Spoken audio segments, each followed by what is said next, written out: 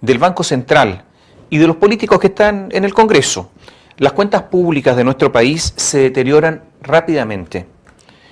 Hace ya años que el Banco Central es siempre optimista en sus proyecciones. Ser optimista no tiene nada de malo, de hecho puede ser bueno, pero cuando se repite ese optimismo, es decir, el error, se cae simplemente en la tontera. Revise usted cada proyección del Banco Central de los últimos años y siempre usted se dará cuenta que la tuvieron que corregir a la baja. El Banco Central se ha transformado en algo torpe. Lo peor, por mandato constitucional, el Banco Central debe velar, esa es su misión, debe velar para que la inflación se mantenga dentro de un determinado rango. Bueno, durante este año 2015 la inflación ha superado ampliamente ese rango y según lo ha dicho el propio presidente del Banco Central, el próximo año también va a superar el rango inflacionario. Por lo tanto, el Banco Central no está haciendo su trabajo. La inflación contribuye a que las personas que viven de un sueldo se empobrezcan, porque resulta que el sueldo sirve para comprar menos cosas, se pierde el poder adquisitivo, empobrece a la gente. ¿Por qué hay inflación en nuestro país? Hay inflación porque nuestras exportaciones valen menos, porque recibimos menos dólares, y al recibir menos dólares, el dólar es más caro. Al ser más caro el dólar, sube los precios de los productos importados, y resulta que el 70% prácticamente de lo que consumimos son productos importados. Y menos mal que el petróleo está a precios ridículamente bajos. El petróleo que consume Chile estuvo en $105 el barril, ahora está en cerca de 36. O sea, prácticamente está con precios que no valen nada en comparación a los que tenían. Menos mal que eso, porque si no estaríamos con inflación quizás ¿dónde? La deuda pública ha crecido, escuche bien, 4 veces en los últimos 8 años. Así se ha deteriorado el asunto. ¿Y por qué? Bueno, porque el Banco Central y los gobiernos han sido alegremente, lo voy a repetir una vez más, optimistas y por lo tanto calculan ingresos mucho más altos de los que finalmente obtienen, calculan un crecimiento más alto del que finalmente se producen, pero el gasto lo calculan en base a esos supuestos falsos y por lo tanto se gasta mucho y se recibe menos. Este año 2015, la deuda habrá aumentado en 8.500 millones de dólares.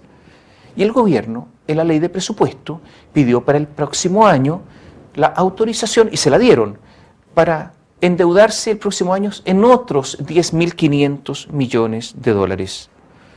Es muy simple. El 2020 tendremos una deuda que será la misma que teníamos en 1994. O sea, ¿qué está ocurriendo? Que todo el trabajo que se hizo durante todos estos años, todos esos años que fueron buenos en cuanto a crecimiento, los estamos perdiendo. Estamos consumiendo simplemente más de lo que producimos. Michelle Bachelet ha dicho que con la reforma tributaria teníamos asegurados ingresos permanentes para gastos permanentes, gastos estructurales, ingresos estructurales, reforma tributaria versus estos gastos estructurales. Pero eso ha quedado en solo palabrería, digamos en solo palabrería presidencial, porque eso no ha sido así. Tenemos ahora lo que se llama un déficit estructural. Estructuralmente, gastos comprometidos, que son permanentes, que son más altos de los ingresos permanentes que tenemos. Para la crisis del año 2009, bajo el primer gobierno de Bachelet, ¿se acuerda de la crisis del año 2009? Chile tenía un superávit de 5,7%. Hoy estamos enfrentando esta crisis con un déficit de más del 3%. Ese diferencial, en términos macroeconómicos, es de características astronómicas, gigantesco. O sea, es realmente otro país en términos macroeconómicos. Ese déficit del 3% del año 2015, de más del 3%, se va a mantener el próximo año. Y usted me pregunta, ¿pero por qué? ¿Por qué las autoridades siguen con esto? Bueno, simplemente porque el ministro Rodrigo Valdés no fue capaz de acotar el gasto, porque hay una decisión presidencial de que el gasto tiene que continuar. Es también el optimismo del Banco Central. Y algunos economistas ya dicen, aunque en ámbitos cerrados, que Chile comienza a ser una especie de caballo desbocado. Podría ser, Chile no es importante a nivel internacional, una especie de pony desbocado. ¿Cómo es posible, por ejemplo, discutir una ley de presupuesto donde se establece un crecimiento del 2,6%, un precio del cobre de 2,5%, cuando todos sabemos incluso los que están ahí discutiéndolo, que eso no se va a cumplir el próximo año, todos lo sabemos. ¿Por qué se comete de nuevo el mismo error? Porque no es un error, porque simplemente existe una cabeza en que se quiere gastar más de lo que se recibe y esto hay que darle una presentación formal, aunque todo sea falso y un juego de máscaras.